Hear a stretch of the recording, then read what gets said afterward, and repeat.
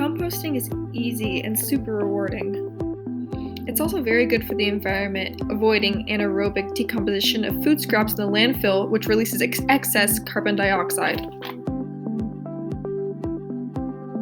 Today I'm going to show you how to do my favorite kind of composting, vermicomposting. Worm castings are extremely nutritious for plants and can replace artificial nitrogen fertilizers. You can also use it to give your houseplants a boost. If you haven't seen my video on propagating houseplants, go ahead and check it out right now.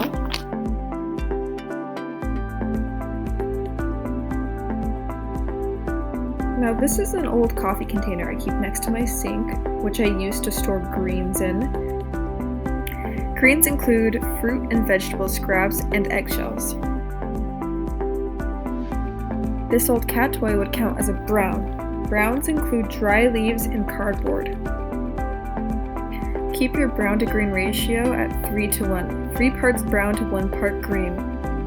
Then you could add your red wigglers and they'll eat up the food really fast. I recommend using red wigglers and not earthworms you dig up in your backyard because they're a much more sturdy variety and will more likely survive. You can find them at any local pet store where they keep the refrigerated fish and reptile food. I do my vermicompost in this trash can outdoors. I drilled a bunch of holes in it to make sure it's well drained. But you can do it in a much smaller bucket like this one. This is my husband's. And as you can see, it's really broken down at this point.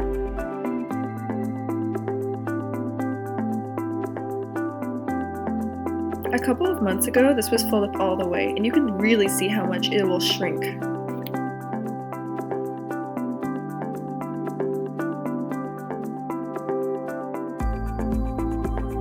Don't put bones, meat, or dairy in the compost unless you're trying to catch a raccoon. Also, be careful adding too much acidity, so go light on the coffee grounds and avoid citrus peels.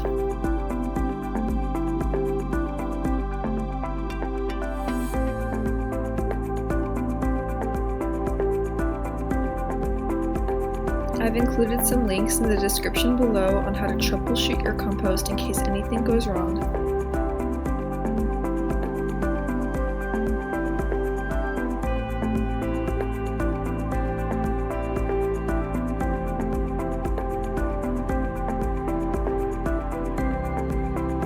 Thank you for watching, and don't forget to give this video a thumbs up and to subscribe.